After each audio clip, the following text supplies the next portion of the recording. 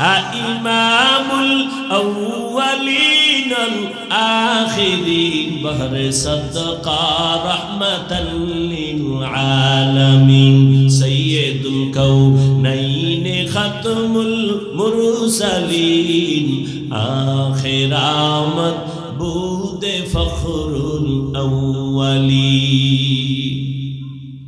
এরে নবীর আশিক ওই বেদাতিকে বলো মুহাম্মাদের জীবনী জানুনি, যেই নবীর জীবনে একমাত্র আইন আল্লাহ ছাড়া কাউকে সিজদা দেওয়া যাবে না। সম্মানের দাও আর ইবাদতের দাও আল্লাহকেই দিতে হবে, আর কাউকে দেওয়া যাবে না। এইবার তোর কাছে একটা প্রশ্ন, নবীজির 63 বছর হায়াতে নবীরে ভালোবাসা কোন মানুষ গিয়ে সিজদা দিছিনি? নবীরে আসেনি কোনো দলিল নাই। নবীর ইন্তেকালের পরে আজ 1500 বছর হয়ে গেল, নবীজির মাজারে গিয়া কেউ সিজদা দিছেনি? আচ্ছা আমাকে বলেন তো, নবীজির দরবার মদিনার দরবার থেকে, দুনিয়াতে তো বহু দরবার আছে, মদিনার থেকে দামি কোন দরবার? নাই। দুনিয়াতে মাজার আছে না? বলেন তো আমার রসুলের মাজার থেকে দামি কোনটা?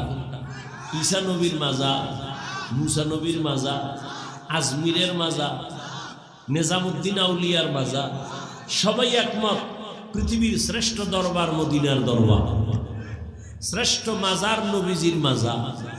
বলতো ওই মাজারে কি পরিমাণ মোমবাতি জ্বলে? নারী পুরুষ বেপর্দা হয়ে কি পরিমাণ জিকির চলে? ওই মাজারে সেজদা চলে? সোজা কথা, বাঁকা টাকা নাই। নবীজির শ্রেষ্ঠ দরবার মদিনার পৃথিবীর শ্রেষ্ঠ মাজার রহমতুল লিল আলামিনের মাজারে, এই দরবারে আর মাজারে যা চলে না, পৃথিবীর কোন মাজারে আর দরবারে তা চলতে দেওয়া হবে না। সোজা কথা, কোনো পেশ নাই। আর যদি মনে করো হ্যাঁ মাজারে সেজদা দিলে আল্লাহ খুশি হয়, তাহলে প্রথম সেজদা মদিনার নবীর মাজারে দাও। মোমবাতি জ্বালাইলে যদি আল্লাহ খুশি হয়, বড় একটা মোম অর্ডার দিয়া বিমানে নিয়ে মদিনার নবীর মাজারে জ্বালাও। কোনদিন হবে না রে বাবাই, চালাকি ছেড়ে দাও, সরল মনে চলো, আল্লাহর কাছে অনেক দামি হইবা। আল্লাহ পাক রব্বুল আলামিন বলেন, ও দুনিয়ার মানুষ যারা আমার সাথে মোলাকাতে ইচ্ছা করো, আমি রবের সাথে মোলাকাত করতে চাও, তোমাদের কর্মসূচি একটা, নেক আমল করো। দ্বিতীয় কর্মসূচি শিরিক করবা না। আল্লাহর মতো আরো আল্লাহ আছে মনে করার নাম শিরিক। আল্লাহর ক্ষমতার মতো কারো ক্ষমতা আছে মনে করার নাম শিরিক। যারা মনে করবে তাদের নাম মুশরিক। আল্লাহর কিছু স্পেশাল গুণ আছে, এই গুণটা আরো কারো মধ্যে আছে মনে করার নাম শিরিক। যারা মনে করে তাদের নাম মুশরিক। মুশরিকদের জন্য জান্নাত হারাম। যেমন আল্লাহর স্পেশাল একটা গুণ হলো তিনি রিজিক দেনওয়ালা রাজ্জাক, এই গুণটা আর কারোর মধ্যে আসেনি, নাই। যদি কেউ মনে করে আমাকে চাকরি রিজিক দেয়, আমারে সরকার দেয়, গ্রামীণ ব্যাংক আমাকে রিজিক দেয়, দুনিয়ার কেউ রিজিক দেয়, মনে করার নাম শিরিক। সন্তান দেওয়ার মালিক কে? আল্লাহ। আরো কেউ সন্তান দেওয়ার ক্ষমতা রাখে মনে করার নাম শিরিক। যারা শিরিক করবে তাদের নাম মুশরিক। মুশরিকদের জন্য জান্নাত হারাম। ইন্নাল্লাহা লা ইয়াগফিরু আন ইউশরাকা বিহি ওয়া ইয়াগফিরু মা দুনা যালিকা লিমান ইয়াশা ওয়া মান ইউশরিক বিল্লাহ ফাকাদ ইফতারা ইসমান আযীমা ওয়া মান ইউশরিক বিল্লাহ ফাকাদ দাল্লা দালালাম বাঈদা ওয়া মান ইউশরিক বিল্লাহ ফাকাদ হারামাল্লাহু আলাইহিল জান্নাহ। আল্লাহর সাথে শিরিক করবা না, নেক আমল করো ইখলাস নিয়া। ও আমার কলিজার যুবক, এমন বয়ান, এত বয়ান, তাবলীগের তাবলীগওয়ালাদের বয়ান, পীর মাশায়েখের বয়ান, বয়ান তো তুমিও জানো। মিথ্যা বলা হারাম, গালি দেওয়া হারাম, গীবত করা হারাম, নাচ দেখা হারাম, গান শোনা হারাম, চুরি করা হারাম, ডাকাতি করা হারাম, জুলুম করা হারাম, মানুষকে জবাই করা হারাম। সব জানো, মানো না কেন রে বাবা? নামাজ পড়া ফরজ, মা বাবার খেদমত করো জীবনে, হজ ফরজ হলে হজ করো ফরজ, ধনী যাকাত দাও বছরে একবার ফরজ, সব জানার পরে বয়ানও চলতেছে, আমল নেই কেন রে বাবা? ও যুবক, আমি আজকে তোমাকে পায়ে ধরে ধরে বুঝাইতেছি নামাজ পড়ো, নবীর কথা অনুযায়ী চলো, এরপরেও তুমি বুঝো না। অথচ তুমিও মুসলমান, আমিও মুসলমান, তোমার আমার আল্লাহ এক, নবী এক, কোরআন এক, কাবা এক, ধর্ম এক, কালেমা এক, এরপরেও কেন বাবা তুমি লাইনে আসো না? তোমার আমার আল্লাহ কি দুই না এক? তোমার আমার নবী, কাবা, ধর্ম, কালেমা, দুনিয়াতে আসছি সবাই এক। শুধু বৈলরের মানুষগুলো মনে হয় যেন আসার সময় লঙ্গি পরে আসছিল, বিদায় বেলা কাফনের সংখ্যাও হবে 3টা, তাও এক। আমি বক্তার কারণে একটা সম্মানে কাফন বাড়াইয়াও দিবে না, তুমি রিক্সার ড্রাইভার মইরা গেল একটা কাফন কেউ কমাইয়াও দিবে না। তোমারও 3 কাফন, আমারও 3টা কাফন। মা বোনদের জন্য 5টা কাফন, কালার হবে আলাদা, কালার সবার এক। কাফনের উপরে লেখা থাকবে বড় হুজুরের লাশ, এমপি সাহেবের লাশ, না কারো উপরে লেখা থাকবে না। আজকে আমি বক্তা যত ভাব দেখাই, তুমি টাকার ক্ষমতার ভাব দেখাও না কেন? সাদা কাফনে যেদিন ঢুকবা সব বাহাদুরি বন্ধ হয়ে যাবে। ওই সাদা কাফনের কালার এক, কবরের সাইজও হবে এক। ওই কবরে রেখে প্রশ্ন করা হবে 3টা, তাও এক। তুমি ধনী না গরিব, আলেম না মূর্খ, প্রশ্ন হবে না, প্রশ্ন হবে 3টা। রবের পরিচয় দাও, ধর্মের পরিচয় দাও, রাহমাতুল লিল আলামিনের পরিচয় দাও। নবীজি বলেন যারা এই 3টা প্রশ্নের জবাব দিতে পারবে তাদের কবর হবে রওজাতুম মিন রিয়াজিল জান্নাহ, আর যারা জবাব দিতে পারবা না তাদের কবর হবে হুফরাতুম মিন হুফারিন নার। ওই কবরের জবাব কে দিতে পারবে? আমরা হুজুরেরা। কি গ্যারান্টি আছে?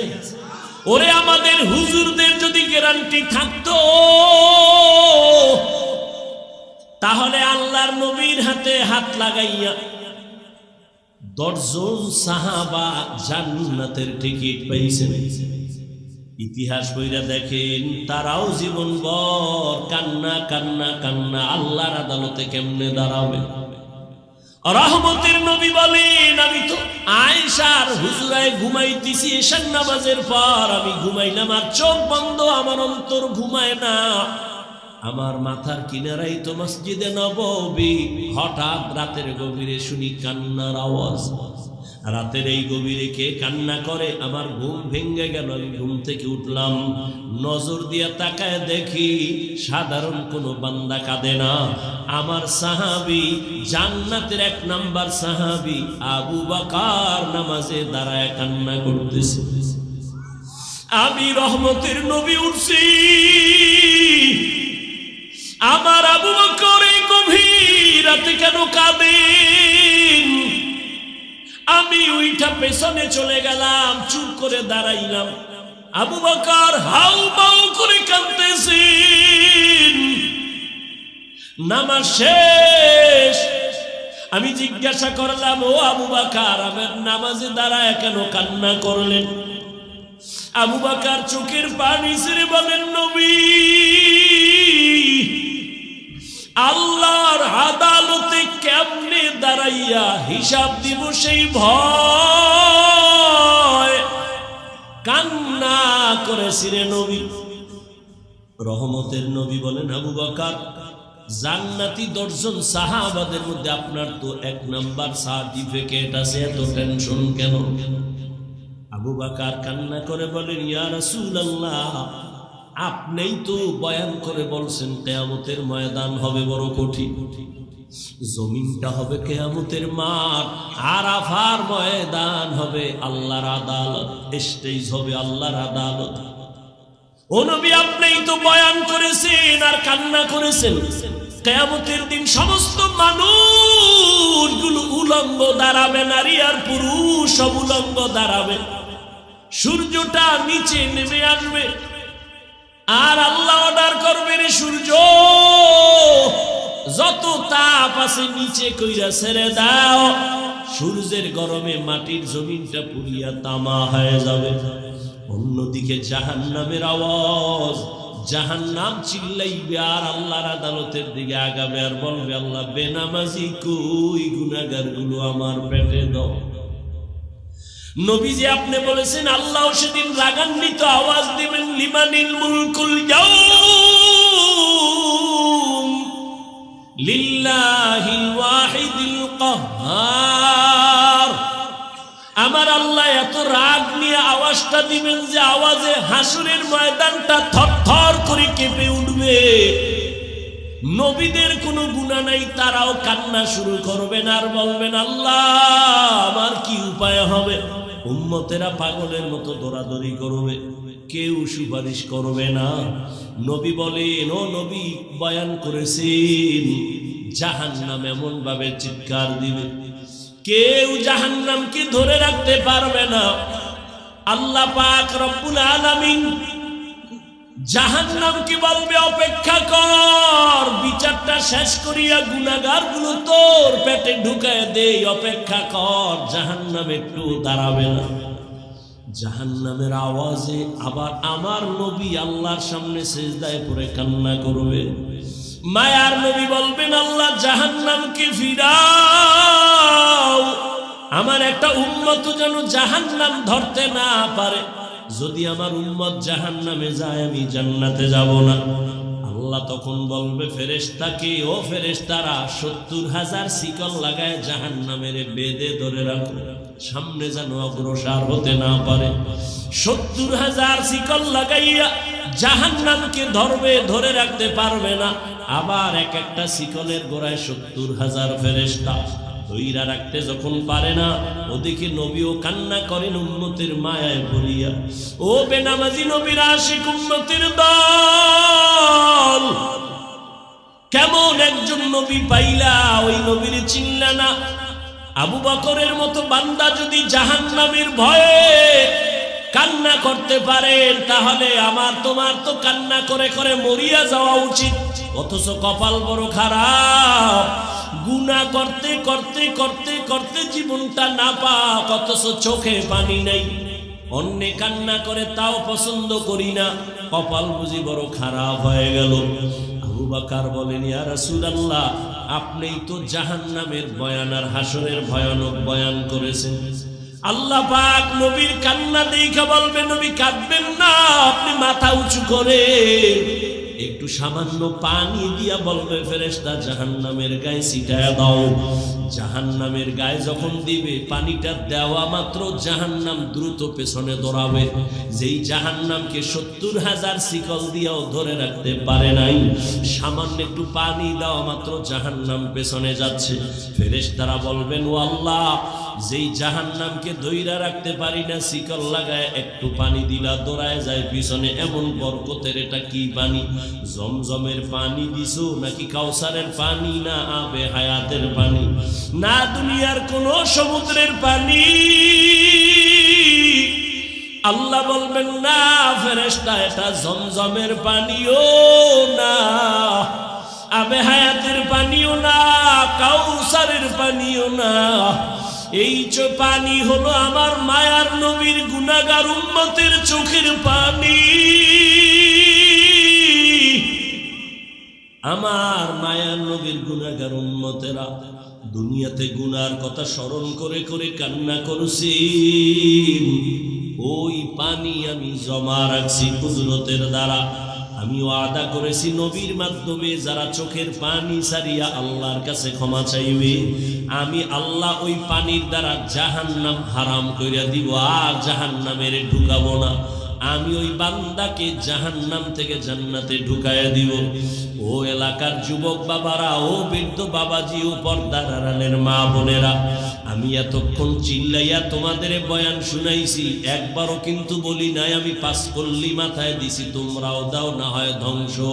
আমি কওমি মাদ্রাসায় লেখাপড়া করেছি, একবারও বলি নাই স্কুল কলেজ বাদ দিয়া কওমি মাদ্রাসায় যাও না হয় ধ্বংস হয়ে যাওয়া। আমি এতক্ষণ বয়ান করলাম তাবলীগের লাইনের সন্তান, পীরের মুরিদ, একবারও তোমাদের বলি নাই যুবক পীরের কাছে যাও, তাবলিগে যাও, না হয় জাহান্নামী হয়ে যাইবা। আমি তোমাদের কি বুঝাইতে চাই, বিদায় বেলা একটু খেয়াল কইরা শোনো রে বাবা। আমি তোমাকে বড় হুজুর হইতে বলি না, তসবি লাগাও, পাগড়ি লাগাও বলবো না, বরং আমি তোমারে দোয়া কইরা যাই। এই ময়দানে হাজারো আল্লাহর গোলাম আছে যাদের দোয়া আমিন ফেরত যাবে না, আমি বলি তাদের আমিন কবুল হবে, দোয়ার নিয়তে বলি।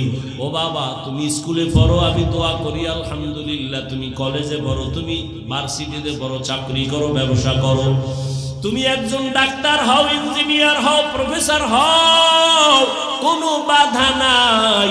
তবে আমার জীবনের একটা দাবি তোমার কাছে, বেয়াদব হইও না। তোমার ব্যবহারে কোনোদিন মা বাবা যেন কষ্ট না পায়, তোমার ব্যবহারে যেন আলেম কষ্ট না পায়, তোমার ব্যবহারে কোনো শিক্ষক যেন কষ্ট না পায়। স্কুলে পড়ো, কলেজে পড়ো, চাকরি করো, ব্যবসা করো, বাধা নাই। ও যুবক, তোমার মতো কত যুবক তাকায় দেখো, স্কুলে কলেজে ভার্সিটিতে পড়িয়াও নামাজ ছাড়ে না, আছে না নাই বলো? তুমি তোমার বিবেকটাকে জিজ্ঞাসা করো, তুমি কেন পারবা না? তোমার মতো যুবক রাস্তায় গাড়ি চালায়, নামাজ ছাড়ে না, তুমি কেন পারবা না? নিজের মনটাকে বুঝাও। কুত্তা শুয়ারের আল্লাহ আকল দেয় না ভালো মন্দ যাচাই করার। আল্লাহ মানুষ হিসাবে তোমাকে আল্লাহ জ্ঞান দান করেছেন, তুমি কেন নামাজ পড়তে পারো না রে বাবা? মনে মনে কি ভাবতেছো কোরআন মিথ্যা? একটা প্রমাণ এখন দাও, আমি এখন দাড়ি কেটে ফেলবো, প্যান্ট শার্ট টাই লাগায় রাস্তায় নাচ গান করবো, আর আল্লাহর কথা বলবো না। দুনিয়ার সব কোরআন আগুন দিয়া জ্বালায় দিব, কারণ কোরআন যদি ভুল হয় তো আমগো বয়ানও ভুল, কোরআন যদি ভুল হয় সত্যিকারে তো আল্লাহ আছে এ কথাও ভুল, কোরআন যদি ভুল প্রমাণ করতে